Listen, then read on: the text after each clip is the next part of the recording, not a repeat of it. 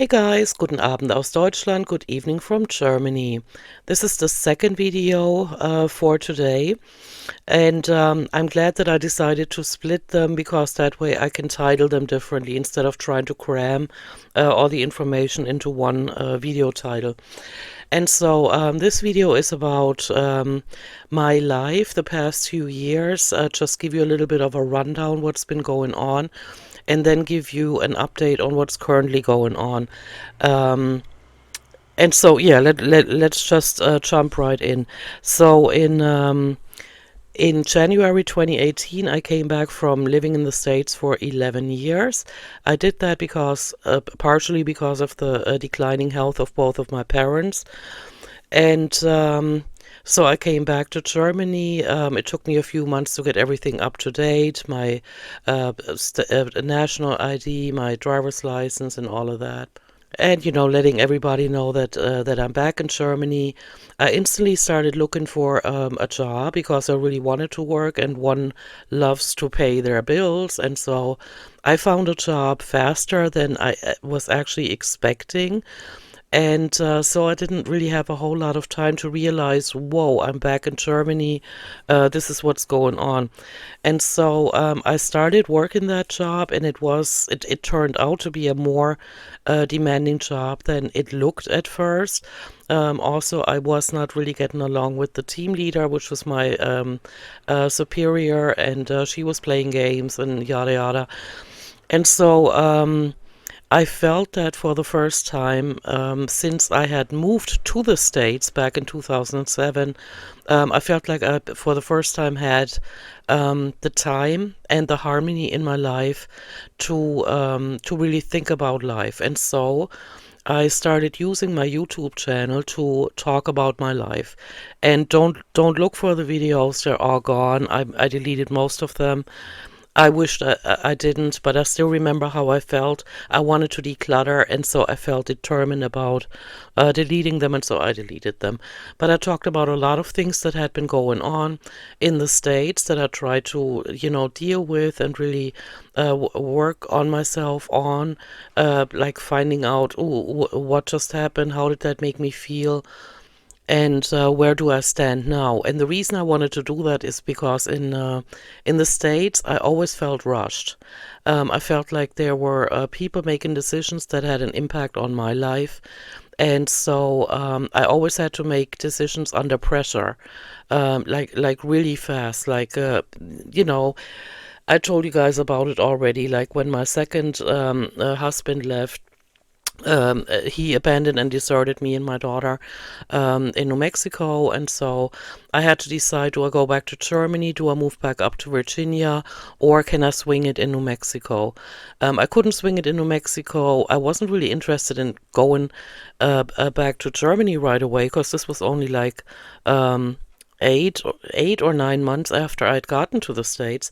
And so I spoke to my former mother-in-law, and she said she's gonna do a survey within the family and let me know. And so they wanted us back up in Virginia, and so that's where we went.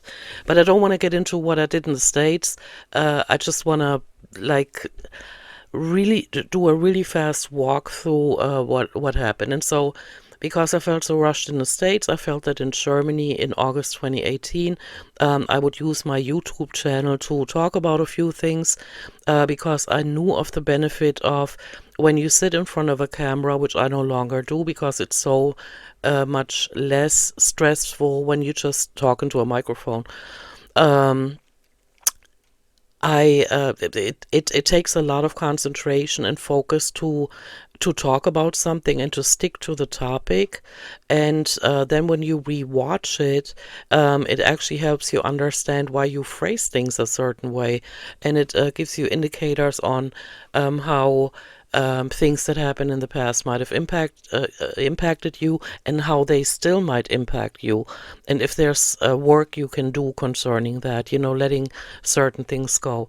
And so in August 2018, I started uploading videos on my YouTube channel. This one here, this is where it all started. And then I just got, I don't know, drowned is the wrong word, but I lost so much energy and time because of that job. It was very time intensive, and I always had to fill in for the other receptionist, and that caused for me to work overtime hours. And so I can frankly just say the past 6 years since I started working for that company are just gone. And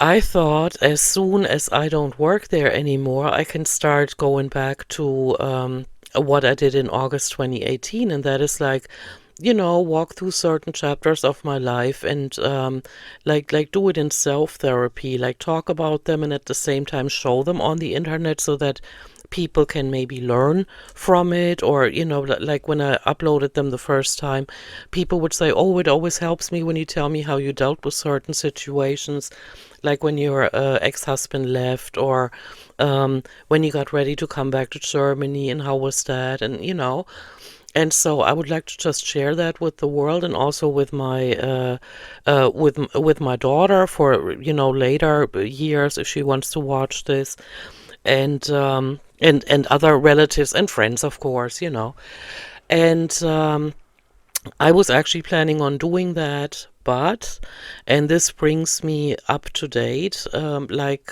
for those of you that have been around, you know that I've been forever talking about what all I want to do on YouTube, and that I would like to create, and they actually are created already. Um, Additional channels, where on one I would like to do music reactions, on one I would like to do like read stories, on one I would like to do auto affirmations for you guys to where you can listen to them, like when you fall asleep or whatever, or when you meditate. I would like to do that. And then there's the other channel, Just My Two Cents, where I react to more superficial things. And then on this channel, I always wanted to go back to talking about spiritual topics, and Dolores Cannon, Doreen Virtue, Dr. Greg Braden, um, uh, Dr. Dwayne Dyer, Yvette Rose, and all kinds of other people, and I would like to go back to doing that. But I've been talking about what all I would like to do on YouTube, but it seems like every time I get a chance to do it, something else pops up. And so what's currently happening is my mother has been in intensive 24/7 care for, and not in a hospital, but in a home, in a care facility for seniors, since, was it, I'm losing track of time, February or March. I think it was February. And her declining health had been such a burden on my sister, me, and my father. And so when she was finally in that care facility, we figured that things would get a lot easier, and especially for my dad. But my dad's health has been rapidly declining for a few weeks now. And I mean, it is, guys, it is so bad. I don't want to get into detail, but when I came back from the States like 6 years ago, he was still driving around. He was like walking around with us. Like when I said, "Oh, I need to get some, mattress covers or whatever," um, and certain things that I needed to get started again. And he said, "I'm gonna drive you." And so he would walk through stores with me and give advice, and talk about how glad he is that I'm back. And now, oh my gosh. He barely walks anymore. He's gone through two health, not, I don't know, scares, two cancer diagnoses. And and so since I got back from the States during the past 6 years, him and my mom have been in and out of hospitals. It just keeps a going. I had no idea that it was going to be this way. I figured when I come back from the States, it's going to be a few months, and I knew it would take me like at least a year or two to do everything like the divorce or get out of a Roman Catholic Church, and have my teeth fixed and have certain other things taken care of. I didn't think it would take this long. But that with my parents just keeps a going and a going, and one drama after another. And so Was it 2 days ago? In the morning, my father called. Well, he didn't call 911. He has one of them life alert thingies, and he had fallen again. And instead of calling my sister and me, he pushed that button, and so they picked him up again. When we talked to the people at the hospital, we found out that within 3 days he had called them every single day because he fell out of his bed and couldn't get up anymore. And so now he's at the hospital, they're checking him, and there's all kinds of things wrong with him. Additional to that, he's going to be 86 in July, and so my sister and I have to be prepared that it's going to be over for my mom, who is completely gone. Now she doesn't know who she is, where she is, what time it is, and who people are. And that alone is hard to grasp because you think us as human beings, we're on this planet and we're self-aware, but my mother no longer is, and the reason why that's so hard to getting used to is because if you think I have an ego or I sound determined, my mother was 10 times more of that. She always wanted to be right. I mean, I no longer do, but she always wanted to be right. She always wanted to seem like more than she was. With all due respect, I mean, she was always about what people think of her. She was very strict. So was my father. And now she's dropped everything she's ever been interested in, everything, including the apartment where my father and her lived until she was put in that permanent home. And my sister and I frequently, look at things that she bought, like, for example, certain dishes that she liked, or certain books that she would get on a monthly basis that she would collect, and none of it matters to her anymore. She doesn't even know who she is, and this is so very hard. I mean, I've mentioned it for several videos now. This is so hard for me to accept. And I don't really know why. Because if you listen to Bashar, for example, who is channeled by Daryl Anka, he always says, like, we're only playing a role here. This is not us. This is just a fraction of our souls inhabiting a flesh mountain. And so I'm not sure why, after everything that I've learned about spirituality and stuff like that, it is so hard for me to just say, okay, so my mother's checked out. That's the end of that. It just keeps, like, my sister and I talk so much during the past few months now. It has intensified about our experiences from our childhood and how it relates to now and how everything has just changed. How most of our relatives are just gone. They're gone. We know of two more cousins that we have here in the region, but we don't know where they are. We don't know how to reach them. And other than that, everybody's dead. And my parents practically already are. But while my dad is still alive, and he's currently, like I said, still in the hospital, he's going to be there at least until this weekend, possibly until longer, because they just put him in the cardiology department after getting him out of the emergency room. And he has 4 stents in his heart, and so I don't know what they're going to find there. And yeah, but in the meantime, my sister and I are trying to get all the red tape done. We've been trying to do that for months, but it is so extensive in Germany. It's just one application after another, one notification that you need, and to do certain things. Like, for example, we don't have power of attorney over our parents. We do not. But we might have to go down that road. And I didn't want to do that, and I actually still don't want to do that. Because I always figured I'm going to go back to the States. I take care of things here, maybe even get closer to retirement and make sure that my affairs here are settled and then go back to the States. But the way things keep dragging out, it just keeps going and going and going. And it is so complicated when all of a sudden a person can no longer think for themselves and authorities ask you, well, are they still able to express their own will? And you have to say no. And you say this about your own parents, and it's like, it is not easy, and I'm really struggling with it. I mean, on top of dealing with the job that I let go of, and I'm still thinking about the things that happened during the last 6 years. It's almost like a breakup, and I don't want to be stuck in the past, but I find it very helpful to look at the past and then think, okay, so what got me to accept that job? Was I just being too courageous or too ignorant? Did I not see any signs that were there?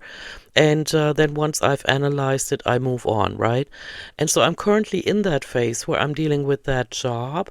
And at the same time, I'm dealing with my entire childhood, early adulthood, and then when I lived in the States, and all of that in relation to what my parents are doing, or a better way of saying that would probably be that because of what their health is pushing them into. The situation where my mother is completely gone and my father, concerning the things in the house, what like we would like to have him in a home too, and he says himself that he would like to be in a home to be taken care of nonstop, which my sister and I couldn't possibly do.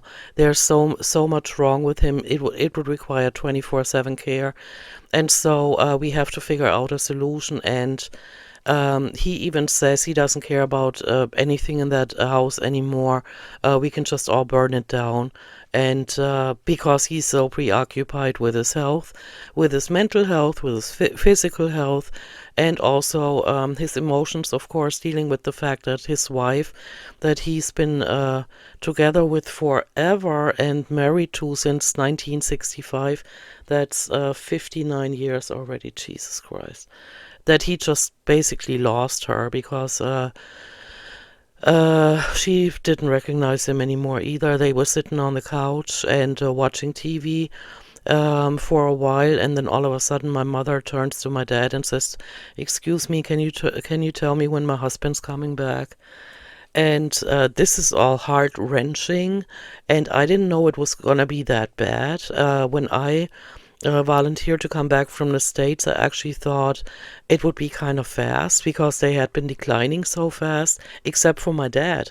He was, I don't want to say fit, but for his age, he was, mentally all up there. And like I said, he would go to stores, and take care of everything, pay the bills, and he's declined so much you can't let him do anything by himself. And so he's the second one in a short amount of time that is doing this. And I know they're not doing it, but then again, you guys know I believe that we have a soul contract where we choose what lessons we would like to learn in this life. And so uh yeah, so I believe that there's a lesson to be learned here. Um and to just let my parents go. But what's also a big factor is that my parents are not hoarders. They're just collectors, and so they have collections of certain things. And like I said, books, for example, or my mother would have all kinds of really expensive pots and pans. She was really into that because she was into cooking, and so a lot has accumulated over the years. And my sister and I have been going through that, and it's just almost every one of these items has like a story behind it, and then we sit down, have a cigarette, have a cup of coffee, and talk about that. And it's really hard to do. I'm not sure why that is. um I don't know if that would almost sound cold-blooded if I said that I'm almost disappointed that it just keeps dragging out like this, when I know there's a reason for everything. And so I know that there's a reason why my parents are not just snap and gone. Like, for example, My father's mother died in her 70s, and what seems to have happened is, and she was all up there, she was mentally fit, because I would visit her. I was 19 at the time, and I would visit her like at least once a week, and I would say, "Hey, Grandma, do you need anything? You want to go shopping?" And she's like, "No, I don't leave the house anymore. But if next time you go shopping, you can get me this or that. Please do." Because somebody else, like other relatives, went shopping for her. But I was 19, I just wanted to hear her stories from the past and from the war. I mean, she was an adult when the guy with the mustache was still alive and was wreaking havoc here on in this country and other countries too. And so she had so many interesting stories to tell, and so did her husband. But to make a long story even longer, she seems to have just gone to bed. She put her nightgown on, took her. Took her wedding ring off, which she never did for decades, and so she must have known that she's gonna go. And then she just fell backwards onto the bed without getting under the blankets. And other relatives found her the next morning, notified us, and then we all got to say goodbye. And so that's how she went. She didn't go in and out of the hospital. She didn't have um, any handicaps. I mean, she was in the 70s, and so she would walk slower. And at the time, the medicine, medication that they give out nowadays, apparently were not as good as they are now. To where I feel that my parents are being kept alive by medication, even though their minds are going. And that is another tough thing to see, especially with my father, because he was always the authority. He was always thinking logically. He was always the organizer, and so much pride. Both of them, so much pride that they displayed over the decades, and now they're just letting go of everything, everything. I mean, my mom was morbidly obese most of her adult life, and so one of her hobbies was eating, another one was cooking, of course, because fast food wasn't that big. When she was still mentally awake. And so she had so many hobbies, so many interests. She loved to go shopping. And my dad would watch foosball, soccer, and he would be into politics and stuff like that. And everything's gone. They've dropped everything they were ever interested in. Of course, my mom can't even remember who she is. She was recently shown a picture of herself, and she said that's Mama, so she figured that's her mother, because she can't even relate to the fact that she has aged this much. And another thing is that her mother actually died in the 70s too, and so my mother and her mother very much look alike. And so my mother now looks like much older than my grandmother, because my grandmother died in an earlier age. Uh, my mother just turned 81 in May, and so she can't recognize herself anymore, doesn't recognize anybody. And it's up to, with the recent developments now, with my father having declined so fast. I mean, within weeks. My sister and I are going to have to really make things happen fast for him to go into a home, and then to get rid of everything that my parents ever owned. And that's really hard to deal with. But at the same time, I just want it over with now. The suffering has been going on for so long. And for the life of me, I can't imagine, or I can't understand why it's so hard on me, when I always, like during the past few years, whenever somebody died that was in their 80s or 90s, or even Dr. Wayne Dyer, or when Dolores Cannon died, I thought they'd had a full life, and it was their time to go. And or George Michael, when I found out that he died, but that his American ex-boyfriend said after his death that they were actually surprised that he lasted this long, because he had long given up on his life. And I always told myself, yeah, it's so easy to deal with life ending because we should actually be happy for them. Their suffering is over. They're not on this planet anymore. Their soul has moved on. It's just strange that I can't do it with my parents. Probably because we all have ingrained in us the values that our parents try to impart on us. And my parents were very strict, very, very strict. I mean, they couldn't even live with the thought that their daughter would become a radio DJ, which would have been my dream job. But they forbid me to go into that direction school-wise and forced me into the administrative corner, speed typing, bookkeeping, and all of that. And so that's what I did. And yeah, they were very strict.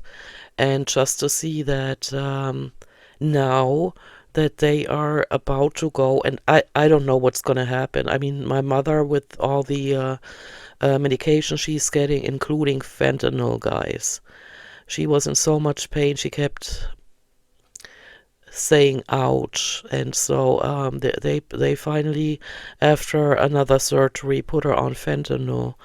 And my parents, their entire lives, they were against drugs. So my mother is on drugs now. And when I researched it, I found out there are so many people dying from that stuff. And but of course, she's in. There's a doctor, and so he administers it, and so everything is under control. But with my dad, we might have to go the same route, and it is so hard to decide. I didn't think that we would ever have to talk about being, getting power of attorney over our own parents. I never wanted that. I thought my parents would go the same way their parents went. But it doesn't seem that it's too late for that. It's been years of in and out of the hospital and falling and losing body functions. I mean, it's just so hard. But it is what it is. But that's what I'm currently going through, and every day is a new challenge. My sister and I are constantly dealing with other people. There are so many authorities in Germany that you can get help from, but that also watch that what you do is the right thing to do. Um, that it's really exhausting. And at the same time, I'm still dealing with the Labor Department about my former job. That is still not gone all the way, and so I'm really, I'm really exhausted emotionally, physically, and everything else. But like with everything else in life, I'm gonna make it through it. It's just so strange. Sometimes it makes me laugh that life is that way. When I figured I'm gonna drop my job, and so now I'm gonna put my effort into YouTube, and what happens? More things happen that keep my time and energy tied up, and that's just the way it is right now. But I'm gonna keep you guys up to date. On my other channel, I do as much as I can because I'm in the middle of it. Like Chantal, I dropped. I just, these two, watching these two now is a little bit harder than it used to be, and that is because um, they are, so Amber is 33 years old and Chantal is 40, and they're just throwing their lives away. And I have parents here that would probably, if they were asked, and they've lived their lives. I mean, they haven't had a life like Amber or Chantal. They've been active all their lives. They went on vacations. They did sports in their free time and had all kinds of hobbies and interests, and a lot of friends and relatives that they were in touch with. There were always family reunions going on. And so they've had a full life. And they've also progressed like professionally in their own respective fields. Like my father has made it all the way to the top. He started off as a bookkeeper and ended up almost a department manager, and he didn't want any more. Like, he had two daughters, my sister and I, and he wanted to have a lot of free time too, so he was working full time, but he didn't want extra functions, and so he always kept it at that level. And my mother made it all the way to a chief secretary of a German labor union for white collar, not blue collar, but for white collar. And so they've lived their lives, and I have no idea why it's so rough for me to see them decline like this and really make peace with the thought that they're going to be gone soon. It's not like I'm going to be missing them. I see them in misery, and so my ego is weak enough to say, hey, you guys need, if you need to go, if you need to let go, then do so. But we didn't even get to say that to my mother. She just from one day to the next was gone. And I mean mentally gone to where you cannot reach her anymore.